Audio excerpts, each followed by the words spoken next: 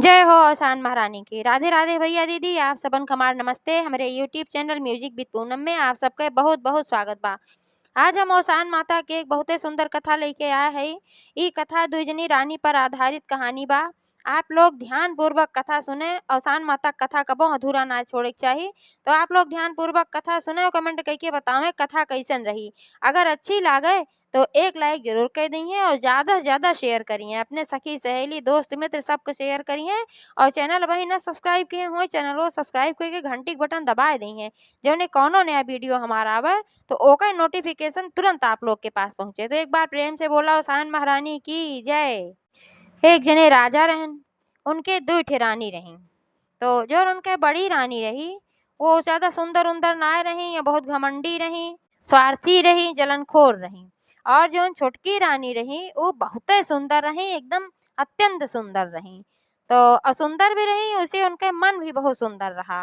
वह सबके भला सोचत रही, परोपकारी रही, दानी रही, और अपने प्रजा के साथे ऐसे व्यवहार करत रही जैसे अपने लड़कियन बच्चन के साथे करत ही है नाते।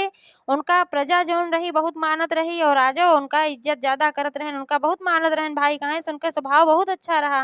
वो सबके लिए बहुत अच्छी रही, सबके लिए हित में सोचत रही। तो है नाते राजा को बहुत प्रिय रही, और जितनी प्रजा रहे सबका प्रिय रही।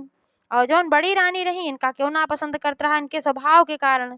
लेकिन इनके मने में ई जलनखोरी रही कि छोटी रानी जौन है ये बहुत सुंदर है, और यही नाते इन्हें सब ज्यादा मानत है, यही नाते इन्हें राजो ज्यादा मानत है, यही नाते इन्हें प्रजो ज्यादा पसंद करत है। और हमारी इज्जत क्यों ना करत, काहे से हम कम सुंदर है। तो यह नाते वह छोटी रानी बहुत जरत रही। तो एक दिन जौन बड़ी रानी रही वह कहा कि अपन बाल बाल खोल के लट छितराई के और वहीं जाए के चूड़ी कंगना कुल गहना जेवर उतार के धई दही, और जाए के कोप भवन में अपन लेट गई। जब कोप भवन में लेट गई तो भाई राजा के जब पता लाग कि बड़की रानी कोप भवन में लेटी हैं, बहुत गुस्सा हैं, बहुत दुखी हैं। तो जाए वहाँ पहुँचन, पूछन का बात है रानी, काहे तू यहाँ कोप भवन में लेटी हो, यह अवस्था में काहे हो। तो रानी कहे लागी राजा तू बहुत न्यायप्रिय राजा है, आ सब कहा थे कि तू बहुत न्यायप्रिय है, और सही में तू न्यायप्रिय है आ। तो हम चाही थे कि तू हमरो न्याय करा। राजा कहन तू बतावा तो सही, काहे न न्याय होए, हम सबके साथे न्याय करिए थे, तोरो साथे न्याय करब। तो बड़ी रानी कही हमरे साथे न्याय करे के बा तो ओका सोच समझ लेहा करबा कि ना करबा, हमें पहले वचन दिया। तो राजा कहन देखा भाई हम वचन पहले ना दे पाई, अब तू काव कहबू काव न कहबू हम देखब, अगर उचित होए तो हम न्याय करब, और अगर अनुचित मांग करबू तो हम ओका ना पूरा करब। तो रानी कही अगर हमरे साथे न्याय करे के बाद छोटी रानी के महल से निकाल दिया। सुनते भरे तो राजा अवाक रह गए कि काहे छोटी रानी के महल से निकलवावत हैं। लेकिन तब वो राजा कहन कि वे कौन अपराध किए हैं, उनके अपराध बतावा। अगर हम समझे कि हाँ सही में अपराध बा तो हम जरूर निकाल देब महल से, लेकिन पहले तू बतावा तो सही कौन उनके अपराध बा। तो बड़ी रानी कहे लागी उनके अपराध सबसे बड़ा ई बा कि बहुत ज्यादा सुंदर हैं। राजा कहन भाई ई कौन अपराध बा, ये तो भगवान के देन है कि सुंदर बा के ना सुंदर बा। तो रानी कही लेकिन भगवान के देन है, लेकिन एकरे बावजूद वह सुंदर है, यही नाते उनका इज्जत तू करत है और पूरी प्रजा उनका इज्जत करत है, और हमारी इज्जत क्यों ना करत। यही नाते हम कहत है अगर उनका निकाल देबा तो ना रहे बांस तो न बाजे बांसुरी, जब वह ना रही अकेल हम ही बचब तो हमरे इज्जत होए। तो राजा कहन इज्जत ऐसे ना हो, इज्जत करवावे खातिर अपना कुछ करे के पड़त है। उनके सुंदरता के नाते उनके इज्जत ना होत बा, उनके कर्म के नाते उनके इज्जत होत बा। तो तुहू ऐसन करा जैसन उनके कर्म बा, जैसन उनके बात व्यवहार बा वही तरीके से अपने आप को ढाला, ऐसे तुहू रहा तोहरो सब इज्जत करे। तोहरे सुंदरता ना सुंदरता के नाते ना ऐसन बा।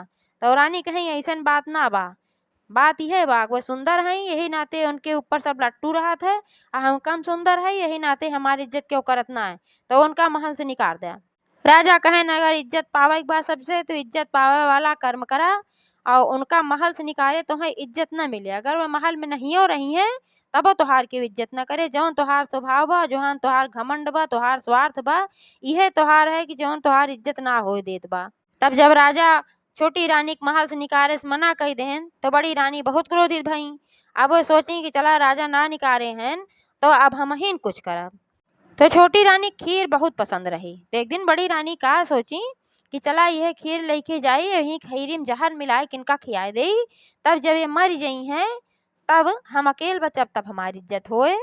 तो वो खीर लेके गई उनके लगे जहर मिलाई के, और उनके कमरा में गई बड़े प्रेम से कहा था छोटी रानी, आज हम तोरे लिए खीर लेके आए हैं, ला खाए ला।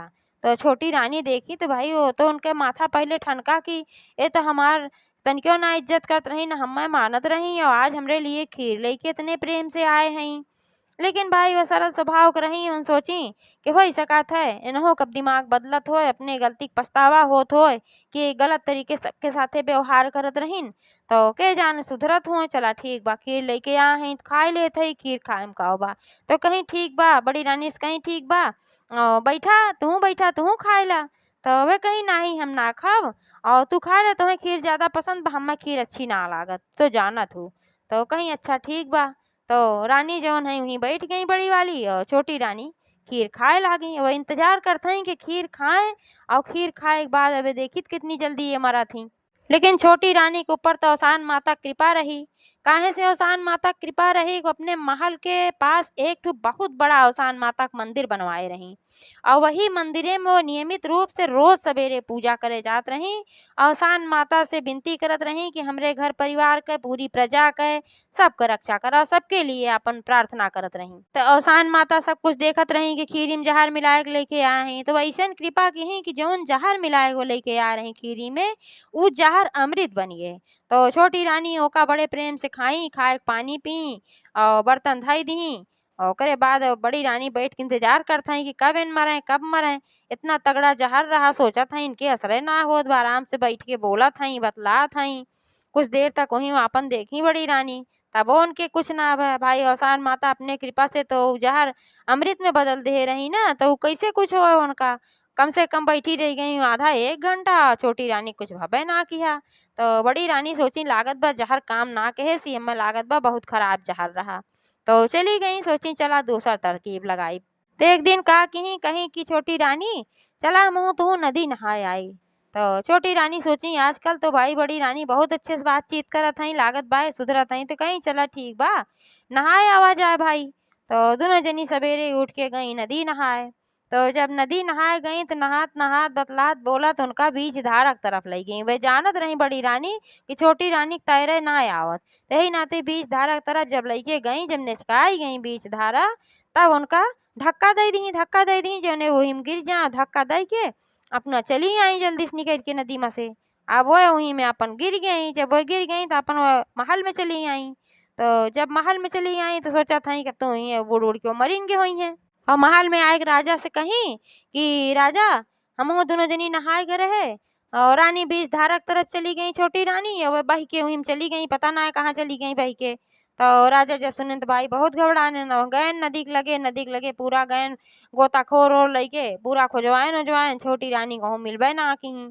जब छोटी रानी ना मिली तो राजा बहुत दुखी भयन, दुखी मन से महल लौटी आयन। जब महल लौटी आयन तो देखा था छोटी रानी अपने कमरा में आराम से बैठी है। तो देखन कहा था तू तो नदी में बही के रहू, बड़ी रानी बतावत रही नहात रहू, तो यहाँ कैसे तू बैठी हो आए के। तो छोटी रानी इतने सरल स्वभाव कर रही, इतनी अच्छी रही, कोई केहू बुराई ना करत रही। वह सोची अब बताए देव की बड़ी रानी जानबूझ के हम धक्का दे रही, तो राजा क्रोधित हो जाइ हैं, उन्हें महल से निकाल दी हैं। तो यह नाते वह झूठ बोली, कहीं हाँ राजा हम चली गए रहे, और नहात नहात हम बीच धारा में और बुड़त रहे, लेकिन बहत बहत हम चली गए किनारे, और किनारे आई गए तो हम अपन वेश निकल आए। औसान माता कृपा से वो सही है, इसे बहत बहत किनारे चली आई, और किनारे आए के बाद वो निकल आई। राजा कहन अच्छा चला ठीक बा, आज के बाद से नदी उदी में नहाए जिन जाऊ, जब तोरे तैरे ना आवा तू नदी में नहाए का करे चली गए रहू। तो रानी कहीं चला ठीक बा अब ना जा अब नहाए। जब बड़ी रानी देखी छोटी रानी लौटिया है तो फिर उनका आश्चर्य भा, कितना बीच धारा में नहे अंडा के लिए आए रहे, तब वो एक आदमी कैसे बच गई। जहर वाली खीर खाई तब वो इनके ना असर भय, इनका हम बीच धारा में ढकेली आए बोरी आए हुए ना आए बुढ़ी, का बात है भाई। तब सोची चला अब दूसर तरकीब लगाई। तो का कहीं कि जानत रहबे कि रोज सवेरे छोटी रानी मंदिर जाती पूजा करे खाती औसान माता के। तो वे का कहीं थोड़ा जब रात रही तबे उठी गई, और अपन दुठू नौकर जाकर लइके पैसा वैसा भाई खियाई दी, जेका पैसा मने खियाई दे तू ओकरे पक्ष में काम करे ही लागत है। तो पैसा वैसा खियाई दी, और ओकरे बाद कहीं कि चला वहीं मंदिर के रास्ता में तो खूब गहीर के गड्ढा खोदा। तो वहीं खूब गहीर के गड्ढा खोदाई के वहाँ पानी भरवाई दी। पानी भरवाए के फिर गड्ढा के ऊपर बोरा बिछाए दीं। बोरा बिछाए के ऊपर थोर कइसे माटी धई दीं, जौने जनाए न पारे कि गड्ढा है। तो सोचिन जब रानी अइहें पूजा करे जाए लगी हैं, तब यहीं गड्ढा में अपन झम से गिर जइहें और आपती मर मुर जइहें। अवसान माता सब कुछ देखत हईं। तो जब वह गड्ढा खोद के वापस आवे लागी और यहर से छोटी रानी पूजा के लिए मंदिर की तरफ जाए लागी और बड़ी रानी घरे को ओर आवे लागी, मतलब महल की ओर आवे लागी। उनके नौकर चाकर तो भाई चला गए, वो अपन धीरे धीरे अकेले आवत रही। सोची साथे चलत सब देख ले तो शंका होए। तो आवत रही तो का भाई कोई रास्ता में एक बहुत बड़ा गड्ढा रहा और ओहमा पूरा कीचड़ कीचड़ भरा रहा, पूरा दलदल रहा। और वही में वह झम से चली गई।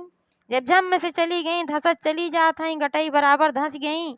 तब वही चिल्लात हई, बचावा बचावा, अरे हम तो गड्ढा में धंस गए रे, हम तो दलदल में फंस गए।